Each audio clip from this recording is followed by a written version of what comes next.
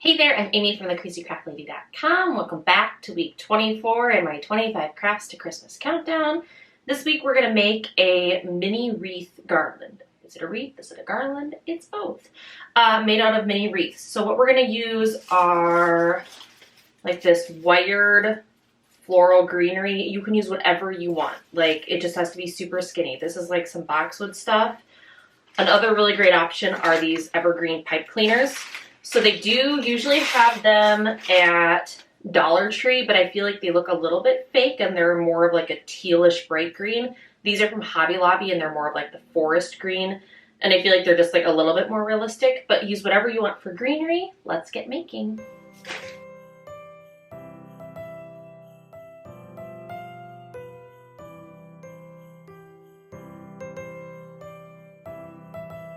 So you just want to start by making these little mini wreaths. They're like 3 inches in diameter, maybe.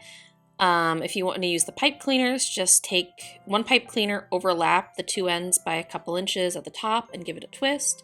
And then if you're using like a wired type of greenery, because this is so thin, I cut it to be double the length of the pipe cleaner. And then I used my heavy duty craft shears to snip it and then doubled it up before I overlapped the two ends and gave it a little twist. Super duper easy. And then I made, 3 of each type. So 3 of the evergreen and 3 of the boxwood. So 6 little mini wreaths total. Make as many as you like.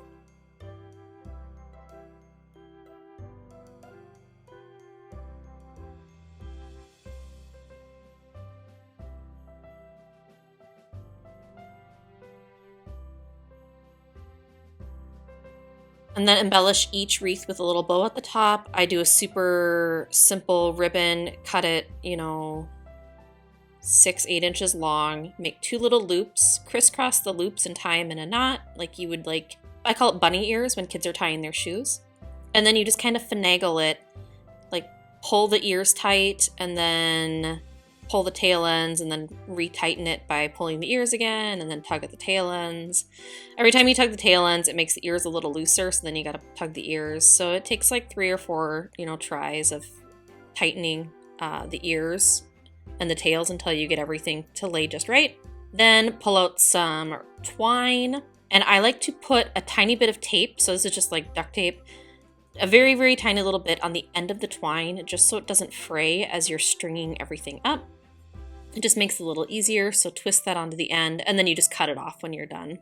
But what I did is I strung up 3 wooden beads of different sizes, so like 1/4 inch, 1/2 inch, just like miscellaneous wood beads, whatever you got lying around. And then you got to tie a knot to keep them from slipping around. So I ended up tying like a triple knot, like 3 or 4, like right on top of each other, just enough so that your wood beads don't go sliding around. So just make it big enough for whatever size wood bead you're using.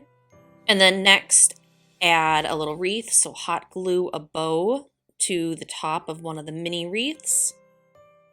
Just hot glue that right in place, and then add a dab of hot glue right on the back of the wreath, right behind the bow, and that's where you're going to add the twine. So just add a dab of hot glue, and then press the twine carefully, very carefully, don't burn your fingers, onto the back of that little wreath there, flip it over, and then repeat the process. So tie, a triple knot. And the spacing can be, as much or as little as you want. I ended up between each of my wreaths and my knot for my wood beads, I did about the width of my hand. So you just like lay your hand down and just like the width of like 4 fingers or like your palm. It doesn't have to be super precise, but just keep stringing up your wood beads, tie another knot, and then hot glue your next wreath and keep repeating. Like I said, I did 6 wreaths total. You can do as many or as few as you want.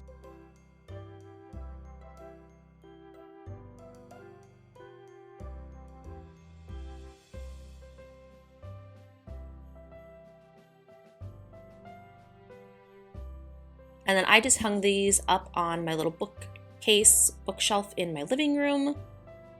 Super simple, super minimal, and this could probably stay up all winter long because it's not super Christmassy. I hope you enjoyed this tutorial. Until next time, happy making!